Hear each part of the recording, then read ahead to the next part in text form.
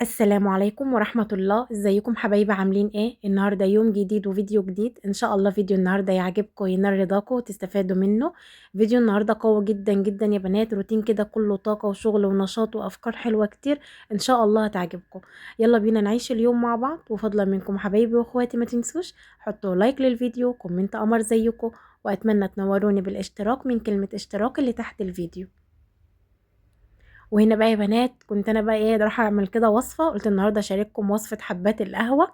فعايزه اقول لكم لقيت المنظم بتاع الدقيق كده فاضي، رحت قلت اما افضي فيه كده إيه كيسين دقيق بالمره وانا واقفه. بس فضيت بقى يا بنات فيه الدقيق ده، وعايزه اقول لكم ما شاء الله اللهم بارك طلع يعني دقيق كويس ونوعيته كويسه. بعد كده بقى يا بنات قلت بقى نبدأ كده نشتغل مع بعض ونعمل بقى بسكوت حبات القهوة اللي ان شاء الله هتعمليه وتجربيه، وبعد كده تعتمد الوصفة دي. حطيت هنا 3/4 كوباية من السكر البودر، وحطيت عليهم 3/4 كوباية من الزبدة. الزبدة يا بنات بدرجة حرارة المطبخ، لازم تكون بدرجة حرارة المطبخ عشان يعني تظبط معاكي. لان طبعا لو اللي سخنتيها مثلا وسيحتيها شوية عشان تاخدي المقدار، عايزة اقولك هتفصل معاكي وانت بتضربيها. فالافضل ان انت حتى لو انت هتسيحيها عشان تاخدي مقدار مظبوط بالنسبة لل3/4 كوباية، سقعيها شوية وبعد كده اشتغلي بيها، او ان انت تسيبيها بس تتماسك شوية. المهم بقى يا بنات ضفت بقى 3/4 كوباية السكر البودر مع 3/4 كوباية الزبدة، وبدأت حطيت معلقة كده كبيرة من الزيت. وهنا بقى يا بنات بصوا ضربت بقى بالمضرب الكهربائي. هنفضل بقى نضرب كده الزبدة مع السكر لحد ما اللون يفتح معايا خالص زي ما حضراتكم كده شايفين. ضفت بقى هنا كمان بيضة، والبيضة برضو يا بنات بدرجة حرارة المطبخ. كنت انا بقى محضرة المقادير بتاعتي وسايباها كده جنبي على الرخامة لحد ما اجي ابدأ كده ان انا اشتغل في الوصفة. ضربت بقى البيضة كده مع الزبدة والسكر لحد ما اختفت معايا.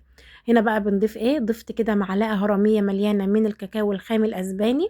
ده كاكاو خام اسباني يا بنات غير محلى، بجيبه من عند اي محل مستلزمات حلواني، وبأكد عليه ان هو يكون كاكاو خام اسباني.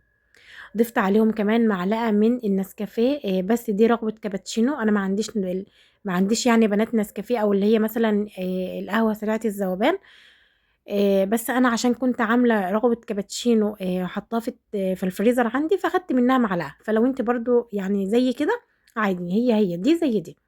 وكان عندي برضه كده كيس لبن بودر، كنت أنا آخدة منه قبل كده معلقة، وكان في تقريبًا معلقة رُحت ضفتها بالمرّة معاه. ضربت بقى يا بنات المكونات كلها كده بالمضرب الكهربائي، ولمّا يعني تجانست كده معايا والمكونات كلها دخلت في بعضها، بدأت كده وقّفت. طبعًا إحنا مش هنضرب كتير بعد ما بنحط اللبن البودر وبعد ما بنحط الكاكاو والقهوة. هنا بقى حطيت مقدار كوبايتين من الدقيق، وهنحط نُص كوباية كده على جنب. أنا عشان الدقيق ده يا بنات لأول مرّة باستخدمه بصراحة في الوصفة دي، لإن الدقيق ده أنا أصلًا أول مرّة أجرّبه الشهر ده. أنا كنت دايمًا باستخدم دقيق الضحى، فوصفة زي دي لمّا كنت باشتغل بدقيق الضحى كانت بتاخد معايا كوبايتين ونُص دقيق. بس لمّا باجي أشتغل بأي نوعية دقيق تانية باعمل حسابي إن أنا أسيب نُص كوباية دقيق من الوصفة وكده على جنب، احتجتها تمام ما احتجتهاش خلاص، بحيث إن الوصفة تطلع معايا مضبوطة، وخصوصًا يا بنات في البسكوتات والنواعم والحاجات اللي زي كده. فأنتِ كمان برضه حاولي إن أنتِ برضه حُطّي كده الكوبايتين، وبعد كده شوفي لو احتجتِ من الدقيق يعني من نُص كوباية حاجة تمام، ما احتجتيش خلاص. أنا هنا بقى يا بنات أخدت نُص كمية النُص كوباية، يعني أنا استخدمت هنا في الوصفة بتاعتنا النهارده كوبايتين وربع من الدقيق. زي ما قُلت لكم خدوا بالكم بقى أنتم وأنتم شغالين علشان بس ما تشققش معاكِ وعشان يطلع شكلها حلو. عايزة أقول لكم يا بنات إن أنا ضِفت كده بُصّوا هَسّة بسيطة جدًا، جدًا من البيكنج باودر، بس أنا بجد يعني باقول لكم ما تحطوهاش لإنها هتطلّع معاكم الشكل أحلى وأحلى. بجد يا بنات ما تحطوهاش، أنا لأول مرّة بصراحة كنت باحطها، بس ما حسيتش إن هو يعني بُصّوا الشكل كان ممكن يطلع أحلى من كده بكتير لو ما كناش حطينا البيكنج باودر، فبجد والله أنصحِك ما تحطوهوش. المهم بقى يا بنات هنبدأ بقى دلوقتي. طبعًا أنا اختبرت كده العجينة بتاعتي ولقيتها بسم الله ما شاء الله اللهم بارك، ولا بتشقق بقى ولا أي حاجة خالص، مضبوطة جدًا، جدًا. وبعد كده بدأت بقى إن أنا أشكّلها. بُصّوا يا بنات يعني أنا باخد بصابعي كده حتة عجينة بسيطة صغيرة خالص، ما تكبريش حجم البسكوتة عشان ما تفرش معاكي في الفرن، هي كده كده هتريح معاكي، يعني لو ما حطيناش بيكنج باودر هتريح معاكي سيكة، لو حطيتي رشة البيكنج باودر دي خدي بالك عشان ما تفرش معاكي، يعني هي برضو بتكبر البسكوتة شوية. بس انا بصراحة مش بفضل ان احنا نحط بيكنج باودر في النواعم اللي زي كده، عشان بس يا بنات نحافظ كده على الشكل، وبالنسبة للهشاشة بقى والارتفاع وان هي تكون من جوه كده هشة، يعني ما تكونش مكتومة. عايزة اقول لكم احنا بنعتمد على ضرب الزبدة مع البيض والسكر، هما اللي بيخلوا البسكوتة هشة بسم الله ما شاء الله، بتبقى جميلة. على فكرة انا اول مرة احط بيكنج باودر، والوصفة دي انا بقالي سنين سنين بعملها، وهي دي المقادير بتاعتي اصلا الخاصة بيها. عشان بس ممكن حد يقول لي طب انت حطيتي بيكنج باودر ليه؟ انا كنت بس بحط بنات كده هسه بسيطه، بس عايزه اشوف النتيجه، بس وقلت برضو ان انا اعرفكم معايا. المهم حبايب قلبي، هنبدا بقى كده نشكل حبات القهوه كلها. ما شاء الله، بصوا هرمون السعادة والله بجد يا بنات، البسكوت حبات القهوة ده بجد بجد اللهم بارك، بيبقى جميل قوي لما بيتحط خصوصا جنب بقى فنجان قهوة او كوباية نسكافيه او كابتشينو، بيبقى بصوا يعني طعمها كده في حتة تانية، هي اصلا لوحدها طعمها جميل. فانا قلت اشاركها معاكم كمان عشان اتطلبت مني. غير كده وكده كمان عايزة اقول لكم يا بنات ان هي انا بعملها كمان في العيد الاضحى. ممكن بقى حد دلوقتي يقول لي يا آية ده العيد الأضحى أو العيد الكبير بيبقى عيد لحمة بقى وأكل وحاجات من دي، هنعمل فيه برضو نواعم؟ أيوة يا بنات، أنا بعمل في العيد الأضحى بعمل فيه نواعم، بعمل كوكيز، بعمل معمول، بعمل بسكوت حبات القهوة، ممكن أعمل بيتي فور. الحاجات دي كلها يا بنات بتبقى حلوة جدا ان انت تقدميها كده كضيافة. اكيد يعني لو اي حد جزرك بقى في العيد وكده مش هتطلعي له طبق شرب بقى وحتتين لحمة وطبق فتة اكيد يعني الا اذا كان بقى عندك عزومة، وربنا يكتر حبايبكم يا رب. بس بتبقى حلوة يا بنات وبجد شيك جدا التقديمة دي.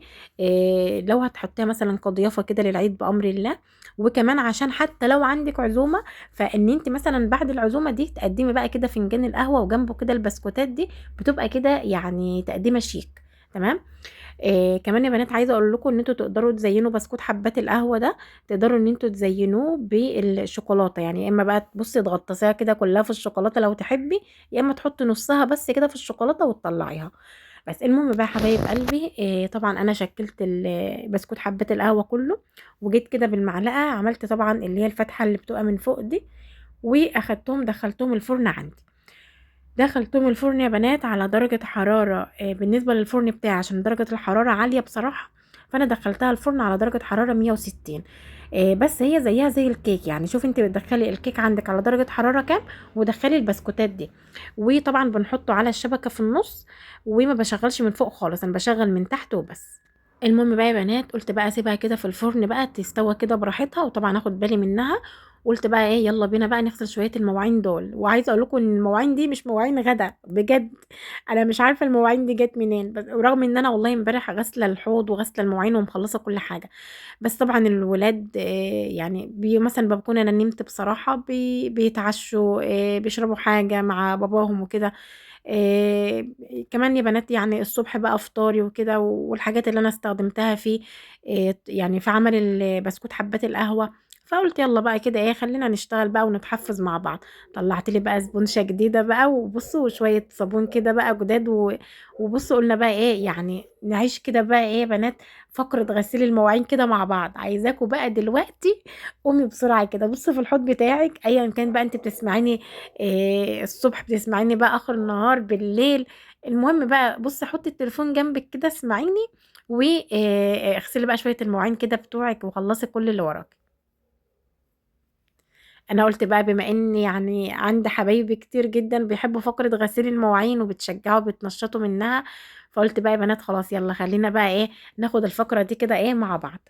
رغم ان الفيديو النهاردة والله بسم الله ما شاء الله فيه شغل، بس انا قلت يلا برضو يعني هاخدها كده في طريقي عشان كده نتشجع مع بعض.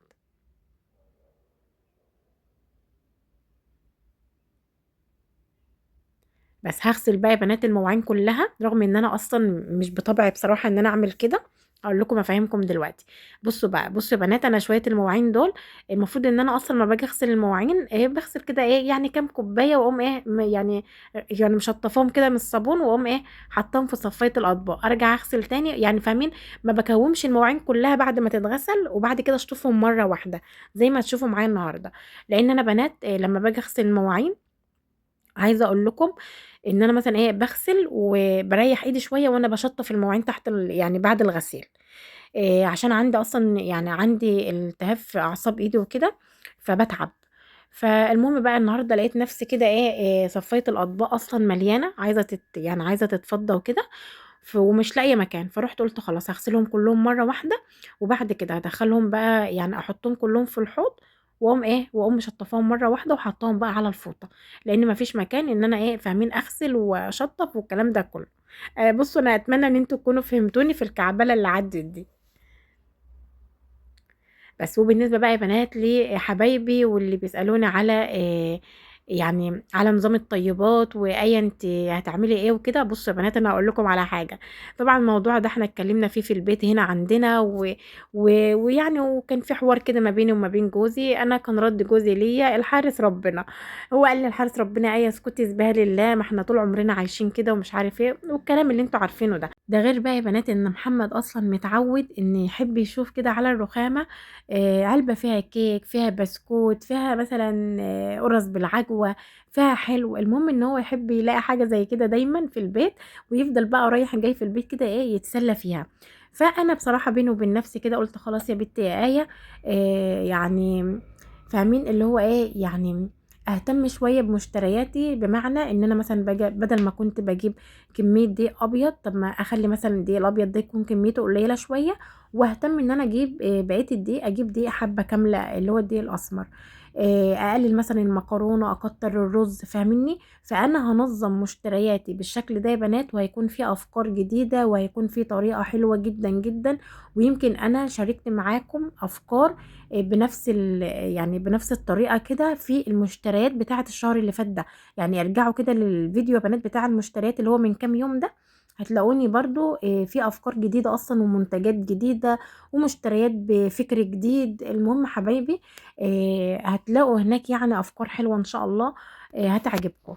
أما بقى بالنسبة للبصل والثوم والحاجات دي كلها والبهارات وكل ده، أنا أصلًا بطبعي وطريقتي وأسلوبي إن أنا دايمًا باحب إن أنا أقلل كل الحاجات دي، باحب إن أنا أحطها أصلًا بكميات قليلة جدًا، جدًا، جدًا. حتى الصلصة، يمكن أنا ساعات كتير جدًا بييجي لي كومنتات: آية أنتِ ليه مقللة الصلصة أوي كده، الخضار مش ما بيحلوش غير بالصلصة الكتير. بس أنا باحب إن أنا الصلصة تكون قليلة، يعني أنا من الناس اللي ما يعرفش ياكل أصلًا الخضار وهو غرقان في الصلصة، لأ لازم أقلل الصلصة شوية. برضه في المكرونة أمّا برضه باحب إن الصلصة تكون كده مضبوطة، ما باحبهاش تكون كتيرة، اللي هو إحنا بناكل صلصة ما بناكلش مكرونة، ما بنحسش بطعم الأكل من كتر الصلصة ده. فأنا مش من الناس دي أصلًا، أنا باحب إن الحاجة أصلًا تكون قليلة، فأنتِ بتستطعمي بالأكلة. يمكن أنا الحاجة الوحيدة يا بنات اللي أنا باحط فيها مثلًا بهارات، وهي اللي هي يا بنات يعني تقسيمات الفراخ. الفراخ عمومًا أصلًا بتاخد بهارات، فهي يعني يمكن الفراخ بس هي اللي باحط لها بهارات، لكن غير كده تلاقوني في كل أكلاتي كمية بهارات قليلة جدًا، جدًا، جدًا. ده منه توفير ومنه اقتصاد، يعني بتوفّري كده وبتضبّطي كده ميزانيتِك وبتستهلكي بعقل. وعايزة أقول لكم والله يا بنات يعني التوفير ده حلو جدًا كمان. حلو التوفير في إنِّك أنتِ تحافظي على ميزانية بيتِك، بحيث إن هي مثلًا تكفّي معاكِ الشهر. كمان عشان لو حابة نِفْسِك تجيبي أي حاجة يكون إن شاء الله بأمر الله ربنا كده يرضيكِ وتجيبي اللي نِفْسِك فيه واللي بتتمنيه. فالتوفير حلو، وكمان يعني حلو كمان إن إحنا نعلّمه على فكرة لولادنا، بحيث إن إحنا الواحد يعني مش ضامن الأيام، الله أعلم بظروفنا، النهارده في بُكرة ما فيش، فاهمينّي؟ النهارده ما فيش بُكرة في. يا بنات أنتم عارفين طبعًا كلّكم أكيد الأرزاق بيد الله، و فربنا يعني يعني ربنا أعلم بينا، فنبقى إحنا متعودين على كده ومتعودين على كده، وبنمسك دايمًا العصاية من النُص. يعني أنا باحب كده أوي، أوي يعني في كل حاجة، باحب إن أنا أكون معتدلة في كل حاجة. بس الحمد لله رب العالمين. بس فده كان رأيي، والله يا بنات واسيبوها لله، ربنا هو الحارس على رأي محمد. ربنا الحارس، ربنا حامينا، وإن شاء الله يا بنات ربنا يسترها معانا جميعًا يا رب، ويشفي كل مريض. طيب هنا بقى بعد ما خلصت شويه المواعين معاكم زي ما انتوا شفتوا كده، وغسلت كمان الحوض كده يا بنات قبل ما اشطف المواعين، ورحت ملمعه كمان الرخامه. قلت بقى لما ندخل على الغدا هنعمل النهارده غدا ايه؟ هنعمل غدا ايه؟ هنعمل النهارده كشري. انا بصراحه ممشيه الشهر ده كده اكلات اقتصاديه وموفره، عشان اعرف كده اظبط الدنيا معايا. مش كل شهر يا بنات بيكون زي اللي قبله، ممكن شهر تكون الدنيا مزنقه شويه. بنمشيها كده الحمد لله بستر ربنا. يجي مثلا شهر تاني تلاقي الدنيا متيسرة الحمد لله، وبنفك على نفسنا، فشهر بيشيل شهر ويوم بيشيل يوم، والأيام بتجري وبتعدي ومفيش أسرع من الأيام. فاللي انت شايفاه في مصلحتك واللي انت شايفاه هينفعك وهيفيدك هو اللي تعمليه. يعني مالكيش دعوة بقى بأي حد هيقول ايه، هيعمل ايه، هيسوي ايه. خليكي في مصلحتك وفي حالك وفي بيتك، واعملي اللي بجد هيرضيكي. المهم بقى يا بنات، جيت هنا كنت انا طبعا حاطه ميه كده تغلي، رحت حاطه فيها بقى مكرونه مشكله كده للكشري، وكمان عملت شويه رز كده بالشعريه. وهنا بقى جيت يا بنات على الصلصه، رحت مشوحه كده حته تومه، ورحت نازله عليها بالصلصه. حطيت بقى بهاراتي، كزبره ناشفه، فلفل اسود، كمون وملح، وهسه بسيطه من الشطه، هسه بسيطه. انا قلت بقى بصراحه يمكن احنا يعني احنا بنحب الاكل السبايسي، بس انا قلت هنبقى نقلل الشطه شويه. تمام. حتى البهارات دلوقتي وانا بحطها ما حطيتش بنفس الكميه اللي بحطها كل مره، قللت شويه كمان. بس هنا بقى يا بنات كان بسكوت حبات القهوه كان خرج معايا من الفرن، وكنت سبت طبعا الصاج لحد ما برد معايا. مش عايزين نحركه بقى وهو لسه سخن عشان ما يتكسرش معانا ولا حاجه. وده كده شكله حبايبي بسم الله ما شاء الله جميل. ومن كوبايتين دي يعني ولا كوبايتين وربع دي بسم الله ما شاء الله عملنا طبق اهو بسم الله ما شاء الله جميل. جنب مثلا صنف تاني او حاجه تانية يا بنات، وهتبقى ضيافه جميله والله. يعني بصي يعني هتستر البيت كده، وكمان هتفرحك وتفرح الولاد. بس وعايزه اقول لكم بصوا يعني هرمون السعاده بجد والله يا بنات، طعمها رهيب زي ما انتم شايفين بقى يا بنات، شايفين بقى من جوه هشه وجميله ازاي. اللهم بارك. وبصوا يعني مقرمشه معانا، مش اللي هي ناشفه، لا، هي بصوا فيها نعومه كده وفي نفس الوقت مش طريه، يعني فاهمين. بسكوته بقى كده يا بنات، وما شاء الله جميله بجد قوي قوي. هنا بقى بصوا قلت اما ادلعها بقى وكده، وبجد يا بنات اتمنى ان انتوا كده تجربوها وتقولوا لي رايكم، وان شاء الله والله هتعجبكم جدا جدا. طيب عايزه برضو ارد كده عشان لو جالي اي كومنت بالنسبه للاسئله دي. بصوا يا بنات انا ما حطيتش فانيليا. تمام. لان اعتمدت على الريحه الموجوده في القهوه، واعتمدت على الريحه بتاعه الكاكاو. هما الاتنين هيدوا ريحه حلوه قوي للبسكوته. كمان عايزه اقول لكم احنا ما حطيناش نشا، وانا ما بحطش نشا في ولا الكوكيز ولا معمول ولا بسكوت حبات القهوه. انا ما بستخدمش النشا في الحاجات اللي زي كده. انا بعتمد على يعني معلقه الزيت دي هي اللي هتظبط معانا القوام بتاع البسكوته. انتوا بس جربوا الطريقه بنات بالمقادير اللي انا قلت لكم عليها، وان شاء الله هتعجبكم. طيب هنا بقى ايه، رجعت كده للغدا بتاعنا. كان اللهم بارك المكرونه طبعا كنت صفيتها وحطيت عليها معلقه زيت عشان تفلفل كده معايا. وهنا بنات بالنسبه للعدس بجبه والحمص ده انا كنت سلقاهم اصلا من تجهيزات الشهر، وحطاهم في الفريزر عندي. بس يجي اكله زي كده بطلع الكيس، طبعا انا مقسماه وجبات، فبطلع كده كيس يا بنات بسيبه يفك على الرخامه براحته خالص. طول ما انا معايا وقت بحب ان انا افكك الحاجه على الرخامه، لكن لو مستعجله او كده بفكك في الميكروويف. حمرت بقى يا بنات كمان بصلايه، ورحت حاطه بقى كده الرز والمكرونه والعدس بكبه بقى والصلصه بصوا، وحمص وبصل، واحلى طبق كشري تاكليه من ايدك كده في البيت. نظافه يا بنات ما فيش بعد كده، خصوصا في الكشري برضو. يعني عايزه اقول لكم بجد يتعمل في البيت احسن بكتير من بره. بس بسم الله ما شاء الله قدمنا بقى الاكل بتاعنا يا بنات، وزي ما انتم شايفين هتلاقوا فيه اطباق كامله اللي هي فيها كل حاجه تخص طبق الكشري، واطباق هتلاقوها ايه صلصه بس، حمص بس، كده يعني. لان مش كل ولادي بيحبوا يعني البصل والحمص والحاجات اللي زي دي. بس المهم بقى ايه، اتغدينا الحمد لله رب العالمين. ربنا يا رب يديمها علينا نعمه ويحفظها من الزوال، امين يا رب. وهنا بقى يا بنات نستعد بقى كده لتنظيفات العيد، خلاص بقى ما فيش وقت وعايزين نخلص بقى اللي ورانا. وانا بصراحة بقى يا بنات عندي شغل كتير جدا جدا في البيت. المهم حبايب قلبي النهارده أصلًا الجو بصراحة كان فيه هوا جامد وكان فيه تراب وكان فيه شوية يشتي وشوية يقلب بهوا بتراب، فالجو ما كانش حلو يعني، فما حبيتش بصراحة إن أنا أشتغل في البيت برّه ولا في الغرف، فقُلت خلاص خلّيني واقفة في المطبخ. المطبخ عندي أصلًا زي ما أنتم شايفين كده الضُرَف مكركبة، خصوصًا الضرفتين اللي هُم الcorner دول اللي بيكونوا بنات في الزوايا. عايزة أقول لكم زي ما أنتم شُفتوا، يعني والله ما حبّيت إن أنا يعني أفتح الضرفة تلاقوني مفضية كل حاجة، قُلت لأ أنتم لازم تشوفوا الوضع يعني كما هو عليه. بس، فالمهم بقى فضّيت الضرفة كلّها وهابدأ إن أنا أنظّم كده بنات، وكمان عندي شوية حاجات عايزة تتعان، مش تتعان يعني فاهمين يعني تتضبّط كده اللي هو إيه، اللي باستخدمه يكون قدّام واللي ما باستخدموش يكون لورا أو مثلًا في الرف اللي من تحت كده يعني. جِبت بقى هنا بعد ما فضّيت الضرفة جِبت بنات المنظّف ده. بُصّوا المنظّف ده يا بنات هيكون عبارة عن إيه، دي حبايبي اللي بيسألوني، ده يا بنات عبارة عن بُصّوا أنا جِبت معلقة بوتاص دوّبتها في لتر مَيّة، ركّزوا معايا، معلقة كبيرة من البوتاص دوّبتها في لتر من المَيّة. بعد كده جِبت في الإزازة اللي هي إزازة الصابون دي، حطيت فيها شوية من صابون المواعين، أي نوع صابون مواعين إن شاء الله يكون سايب عادي. المهم حبايبي حطيت فيها صابون مواعين وعليها إيه، نُص كوباية كده من المُذيب اللي إحنا عملناه ده، أو مثلًا من المَيّة بالبوتاص اللي إحنا عملناها. بس، وبقية المَيّة بالبوتاص حطيها في إزازة تانية، وكل مرّة تيجي مثلًا الإزازة دي تخلص هتعملي نفس اللي أنا عملته ده، تمام، نفس اللي إحنا عملناه في الإزازة، الربع كوباية تتحط على الإزازة دي كلّها، وتحطي صابون مواعين وبس خلاص، واشتغلي بقى منها. المهم بقى يا بنات رُحت حاطة بقى كده في الضرفة جِبت بقى الإسبونشة كده وخلّيت لكم الضُرَف بتنطق كده نضافة، ريحة ونضافة وحاجة بسم الله ما شاء الله. وتعالوا بقى كده بُصّوا لي على حالي لمّا بافضّي الضرفتين دول، بُصّوا يا بنات شكل المطبخ عامل إزاي، أدي أهو شوية بلاستيكات. على فكرة أنا ما بقيتش أشتري بلاستيكات خالص، ولا بقيت أشتري حاجة تخُص الأطباق والبلاستيكات والحاجات دي، يعني أنا مكتفية بالحاجات اللي عندي.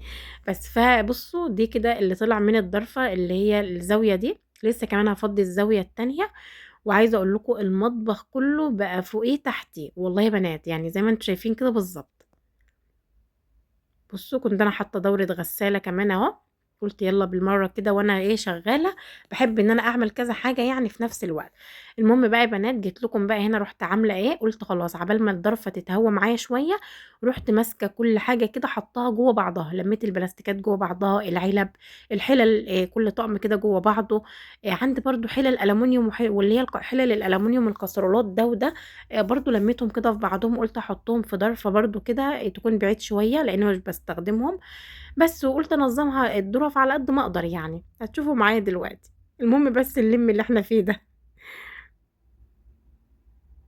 مش مهم، المهم بعد كده النظام والترتيب، إن الحاجة تكون قدّام عيني كده مترتبة، وتكون يا بنات منظّمة. جِبت بقى طقم الحلل ده، عايزة أقول لكم أنا أصلًا مش باستخدمه، دي يا بنات اللي هي الحلل الألمونيوم، وأنا مطلّعة منهم اللي هُم الحلتين بتوع القلية، اللي باقلي فيهم البطاطس واحمّر فيهم البتنجان والسمك والحاجات دي كلّها. وبقية الطقم بقى يا بنات ما باستخدموش، بس بصراحة مش يعني أنا يعني هييجي له يوم وهنحتاجه، فأنا باحب يعني إن أنا أحافظ على الحاجة وكده. المهم بقى حطيت يا بنات الطقم زي ما أنتم شايفين كده لجوّه، حطيته بقى في الرف اللي تحت عشان ما أوطّيش كتير وكده، وهاخلّي الحاجة اللي أنا استخدامي ليها تكون من فوق وتكون قريبة منّي. جِبت كمان برضه طقم الكاسرولات، برضه جِبته أهو يا بنات الحلل دي، دول 8 حلل، بس في حلة يعني مامتي خدتها وكده، فدلوقتي بقوا 7 اللي هي الكاسرولات دي، بس جميلة، يعني حلوة، بس أنا اللي ما باحبش أستخدم الألمونيا، علشان يا بنات مش عشان والله إن هي ألمونيوم وكده، عادي على فكرة، أنا بالنسبة لي عادي الصراحة، بس علشان خاطر هي بتتعبني بصراحة في الغسيل، وأنا ما أعرفش إن أنا أشوف الحلة مزرقة، وما أعرفش أطبخ فيها وهي مزرقة، فاهمين؟ أنتم عارفين لمّا مثلًا نغلي فيها شوية مَيّة تلاقيها لونها غيّر. بس، فعشان نغسل فيها هتاخد عشان نطبخ قصدي فيها هتاخد مجهود في الغسيل، فعشان كده بصراحة باحب إن أنا يا أشتغل في الstainless أو أشتغل في اللي هو التيفال. المهم بقى يا بنات حطيت بقى فوق التيفال وحطيت الstainless، بس حطيت اللي هي حلل العزومات بقى وكده، وضبّطت يعني الصواني وضبّطت كده الصواني بتاعة الكيك عندي، المهم ضبّطت الدنيا كده يا بنات. أنتم ممكن تشوفوا الضرفة مكركبة، بس هي مش مكركبة صدقوني والله يا بنات، دي متنظمة نظام ما فيش بعد كده، يعني انا زي ما بقول لكم ده اخد حاجات اللهم بارك. لو الحاجات دي اتفردت في تملى المطبخ. ليه؟ لان انا حاطه كده كل حاجه جوه بعضها مظبطاها، حاطه الحله اللي ورا والصواني والحاجات اللي زي كده قدام، فاهمين؟ مظبطه الدنيا على قد ما اقدر. جيت بقى هنا على الكورنر التاني ورحت حاطه فيه بقى بنات البلاستيكات بقى والمصافي واطباق الغسيل بتاعه الخضار والغسيل بتاع الرز والحاجات اللي انتوا يعني شايفينها دي. وبرده ظبطتها كده على قد ما قدرت. بس وظبطت بقى هنا بنات الضرفة على قد ما قدرت، وجيت هنا على الرف اللي من تحت ورحت حاطه فيه اللي هي الاطباق الخوص بقى والفاكهة والعياشة. وكمان يا بنات حطيت اللي هي البلانشات الخشب كده على جنب، وظبطنا بقى ايه الدنيا كده على قد ما قدرت. الحمد لله الدنيا كده اتلمت وكل حاجة كده متنظمة وفي مكانها. إيه هجيب بقى في الحتة اللي فاضية دي، هجيب بقى يا بنات اللي هو العلبة بتاعة الرز. علبة الرز ما شاء الله كبيرة، اللي هي بتاخد 10 كيلو. فهحطها بقى في نفس المكان اللي انا حاطة فيه المبشرة ده. هجيبها بقى واحطها هنا. ودي يا بنات المبشرة دي انا كنت جايباها معاكم. إيه كنت بقول لكم ما شاء الله جميلة وحلوة. بس انا ما اشتغلتش فيها تقريبا غير مره او مرتين. عملت مره فيها بطاطس ومره تقريبا بشرت فيها بصل، مش فاكره. بس هي حلوه ما شاء الله يعني وسريعه. بس وظبطنا بقى الدنيا كده ويلا بينا بقى يا بنات كده نشد حيلنا، وعايزاكم بقى يلا كده استعدوا للعيد معايا. كل سنه وحضراتكم طيبين وبألف خير يا رب، وان شاء الله عيد اضحى مبارك عليكم جميعا. إيه بس احنا كده بدأنا، يلا انتوا كمان ابدأوا. إيه خدي لك كده اي حاجه في طريقك، وان شاء الله حاجه في حاجه وهتخلصي كل اللي وراك. خلص فيديو النهارده، مع السلامه.